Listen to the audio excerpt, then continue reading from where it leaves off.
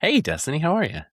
I'm good. How are you, Jamie? Good. So I'm back from Austria. I spent a couple of weeks at the Salzburg Academy on Media and Global Change, and I was there among 50 students from 25 different countries and a bunch of faculty from them, I guess the same amount of countries. And I was given the opportunity to give a really cool talk, a keynote talk on the second week about the state of affairs that we cover on every one of these episodes. And I wanted to talk a bit about a thing that I started working on this year, in which we start having to find a way to find new media literacies to combat what I'm calling frictionless architectures, which is the environment in which the internet, its content, its algorithms, and its everything is now starting to shape offline reality in ways that we can't see yet.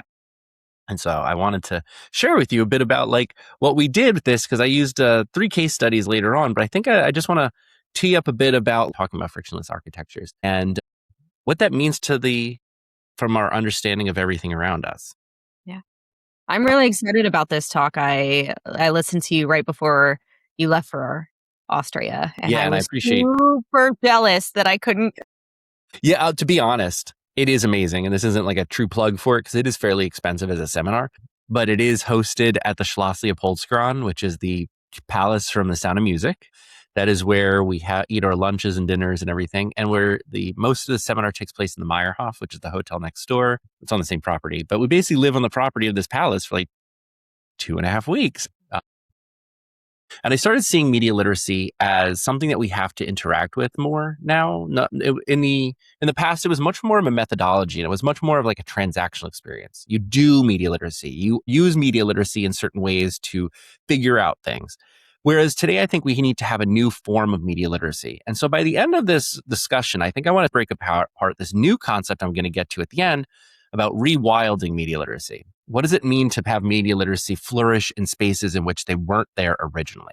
But we'll get there. Okay. So first, let's talk about like why this is there. So the framing of my talk was about the idea of if everything is ambient, the internet is ambient, then we need a way to counter that. We need to add friction. We need to enjoy inconvenience, and we need to slow down.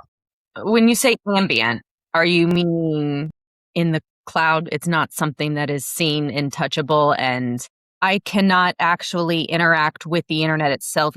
I have to use a device, a computer, a phone, an iPad. What I'm saying with ambient, and this is where it gets a little complicated, is that the internet is no longer bound to electronic technologies at all. Frictionless architectures are now an aesthetic logic of capitalism. Okay, so that's a little heady, but what that means is that when we are out in public, when we are interacting with products, when we are interacting with each other, we can think about how we can market things or produce them as content. So we've started thinking in content. Okay. That's not just your life, but you're doing it well. I think many people are just thinking in content because that's the world that they see. So my argument is, in an environment that has no friction, that means that wherever you go and whenever you see something happening that's organic or authentic, it's very likely or very possible that it's staged or created in terms of an outcome or an agenda where something that didn't used to be that way. Okay. So how do you counter that? So I ask the question of how do we counter the frictionless commodification of chaos? That's the question. Okay.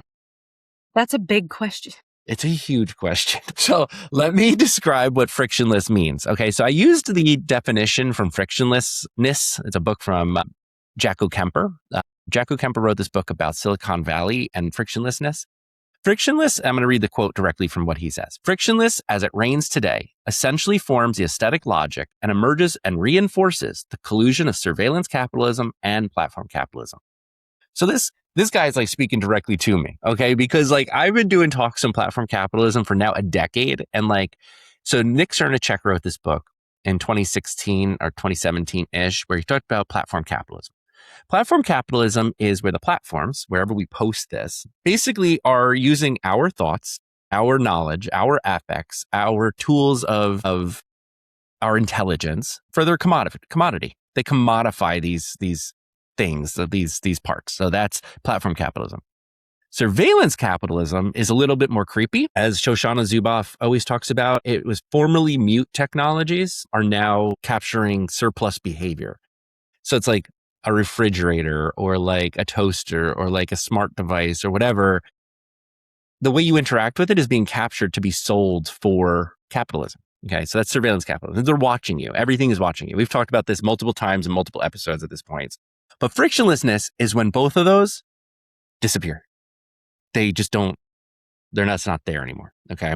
So the problem, of course, is this wouldn't be as much of an issue if Silicon Valley technologies and major companies like Meta weren't starting to team up with governments, oligarchs, and authoritarians. That seems a little problematic. Yeah. Well, this harkens back to well over a year ago, but look at Trump's inauguration. How many of those massive tech leaders sat right there? Yeah.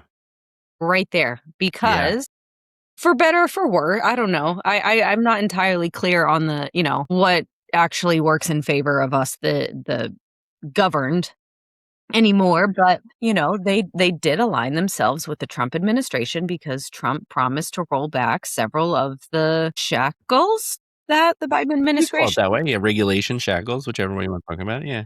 Put on all of those platforms. They made a big push for it. Jeff Bezos, then Tim Cook and Zuckerberg and Elon are all standing right next to each other. So, yeah. So, yeah, it's not a great feeling. I want all of those guys to compete. I mean, so it's a little upsetting when you see them all together getting along. Yeah. So this world is by design. That's the way I think of it. It's by design or it's by consensus, whichever way you want to look at it. So maybe it was designed by the Silicon Valley technologies, but we consensually agreed to make this reality happen. And so we have to think about it. So a little history on the term frictionless. The term technically comes from the 2011 Facebook Developers Conference called F8, where he holds those things. At that point, he said he was introducing a new technology called the timeline, which is crazy to think about because the timeline today is so omnipresent. We don't think about it. But the timeline was the invention where you could see your friend's activity. You can see if you like something, it would show up in my feed. If I shared a video, it would tell other users that I shared it. Now you could still see it, like on Instagram. They're like in the little corner.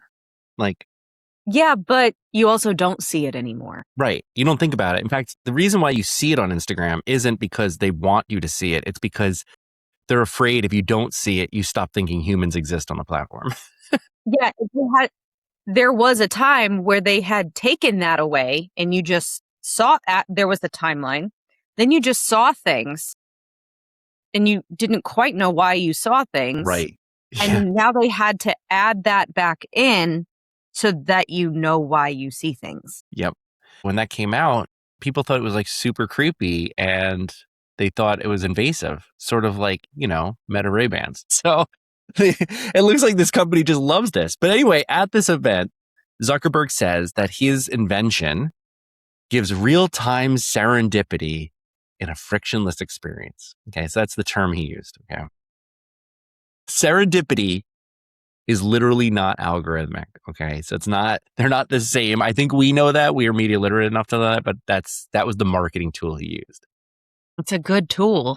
Yeah. So now here's where it's important and interesting because it's like, we have to understand that Zuckerberg did not come up with this. In 1990, a guy named Mark Weiser actually wrote a paper called The Computer for the 21st Century. And he was basically framing out what the future of the internet would be in basically the nascent time, which is like 1990, the World Wide Web was just launched. The web browser didn't exist yet. HTML was barely a thing.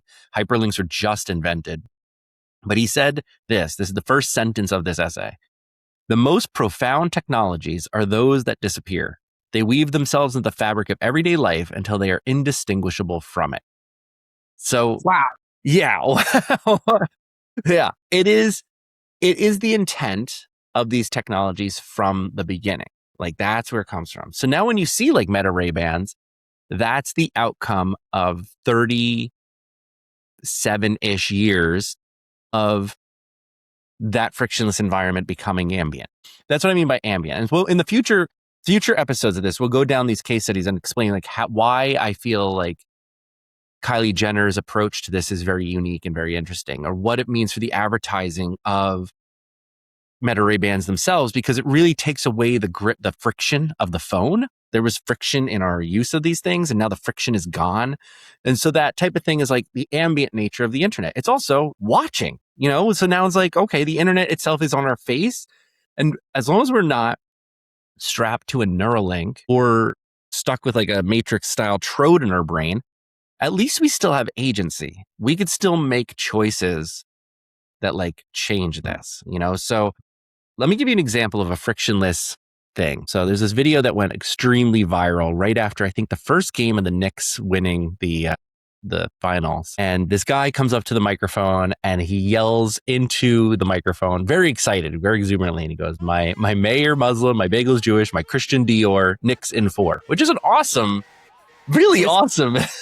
Yeah, really. It's super exciting. He's super excited. However, that's not organic. It was a Kalshi ad. And Kalshi interviewed close to 100 people that evening in this crowd. That guy's statement, he said it. I mean, give him the credit for his creativity, but it was designed as an inorganic moment by Kalshi. And in fact, if you widen the shot out, you can actually see the Kalshi robot is right there. They have this very odd little short bipedal robot that kind of works with them. But he's holding a microphone cube that says Kalshi on it. Now, the thing is, this is what I mean by the frictionlessness of the environment around us. We will soon be less likely to know when something's marketing. We'll less likely to understand that this is the ambient nature of the modern internet, that the internet itself is a marketplace. And I think this changes the way that we'll behave around each other, because you might have to like tell your friends, like, this is not a commercial. like if there's a camera around, like, how do you explain to your friends that you are not doing marketing at this point? In the end, this is what I basically mean by frictionless architectures, is that there's now campaigns, and the 3 examples I'll use in future projects we'll do with this one or future eps. The Sydney Sweeney campaign, that is frictionless. That was designed specifically to engage with rage bait. We've talked about Meta Ray-Bans with Kylie Jenner. That is specifically designed to show you a world where the internet is ambient. And the most depressingly crazy one of them all is the Polymarket and Kalshi prediction market space of depravity markets, where you can pay people to do things. And like that itself becomes not just corrosive to democracy, but like really frightening in terms of like what happens when we commodify reality itself. Those are frictionless architectures. When we come across those things, we need a new way to interact with that. So it actually is like hard, because like I wrote the book Critical Internet Literacies, and it was designed to talk about what these things are, but it didn't really give a lot of tools on what to do with this, So this is what my research used to look like. Okay. This is how it used to be when I first did it. Okay. And this is a slide from the talk that I gave at Salzburg. You can see the Queen's College logo from where I work. But this is usually what it like, how to read the internet, right? This used to be it. Very simple, right? So there was a guy who could touch grass and like go away from Plato's cave of reality. And like it was just literally stepping outside to reset your brain, and random internet users expressing their beliefs. The algorithms pervert that. Internet users see increasingly insane beliefs. Okay? But the problem now is the literally just outside no longer works, because going outside is possibly marketing. So the way I relate this, I started thinking about what it looks like when you have a new type of media literacy. I give you credit on this one too. Nikki and you gave me this idea. And the way to make sense of the media literacy of our present is kind of thinking of it as in terms of an escape room. An escape room that you might be in, and you could see a room full of lasers, but you can't see the lasers. But somewhere in this escape room is a pile of dust. And that dust is the media literacy. You have to pick it up and blow it, and now you could see the lasers. So where in the room is the dust? How many times do you have to use the dust? Do the lasers move? What is going on in your environment? Can you move through the environment without others? Do you have to pass the dust to others? In other words, media literacy now requires us to be much more immersive in order for us to make sense of an environment that looks like that. Making sure that we, you and I, but also like people around us and friends, start understanding that the internet is no longer some place you go. There isn't a place you go online. There's no computer room. When we were kids, we literally stored a computer in a room and the internet was in a room. And now the internet is everywhere all at once, but it's no longer sequestered to a device, a screen. The internet is everywhere and all at once and immersive. It is currently achieving its goal, but that Mark Weiser stated crazy ass amount of time ago, 35 years ago, So it's like, that's an insane time for it to develop. But if that's how it is now, you have to know that it's going to get much more ambient and immersive as it goes. So what are the ways that we counter it? I propose that we start adding friction maxing, like Catherine Jesers Morton's essay in The Cut from earlier this year. We start enjoying ways of slowing down and adding friction to things. And I also think that we need to apply something called media literacies of persistence. Media literacies of persistence is a form of media literacy where we engage on long-term projects, like what we're doing here. This is technically a long-term project. This is a media literacy of persistence. We have to persist. We have to keep going because the opposite is frictionless. We need to add the friction to the environment. And I do think this is going to be my new agenda for the next, hopefully, several years. I'm so excited about it because I have this conversation with people all the time, right? And I also sit on the other side of this. I am the person that is trying to design ads you don't realize are ads. Mm-hmm. My biggest success could be that you don't realize it's an ad, right? It's no longer just going viral. It's no longer just about follower count. It's no longer about influencer marketing because influencer marketing has to be stamped with an ad now. Mm-hmm. But designing a piece of content that looks and feels organic and in the moment and you don't realize is an ad is like the crown jewel right now. Mm-hmm. And it is all through experience design. And it is, I would say, this next wave of the internet is going to look less like an ad and look more like an in-person experience. But the underlying current is that it has all been designed. Yeah. And the best examples that I have of this are things like the Cannes Film Festival, where they took all of the marketing and tech leaders. It's freaking awesome. I want to go back. If anyone wants to sponsor us, we will go. It is designed as this gorgeous event in the south of France. You want to have this designed specifically for FOMO. It is specifically designed for FOMO. It is explicitly designed for social media consumption. It is not actually for the people that are there. It is for the people back home that are watching. So experience design and all of the experiential events that are designed to get us away from our phones are actually designed for our phones. So I'm making a move, and I've been talking about on my channels, it's not about an ad anymore. It's about what you experience and how you experience it through the lens of the phone. Yeah. Yeah. And the best marketing is when you pull out your phone and say, this is the coolest thing I've ever seen. Yeah. And that's how we're going. And it's going to look under the guise of touching grass, but it's not. And that's going to be, I think, my distinction on it is it good enough that I want to turn to my husband and say, this is the coolest thing I've ever seen, not pull out my phone?